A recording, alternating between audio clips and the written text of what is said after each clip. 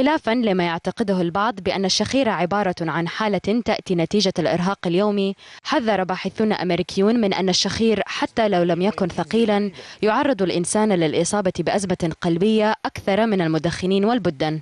الدراسة قام بها باحثون في مستشفى هنري فورد وجامعة ديترويت الأمريكية، وكشفوا على قلوب مجموعة من الأشخاص الذين يشخرون بشكل دائم عن طريق الأشعة فوق الصوتية لتحديد سماكة جدار الشريان السباتي لديهم. وكانت أعمار المشاركين من الرجال والنساء بين 18 و50 عاما. ووجد الباحثون أن الطبقات الأعمق من جدران الشرايين كانت أكثر سمكا من الأشخاص الطبيعيين الذين لا يشخرون.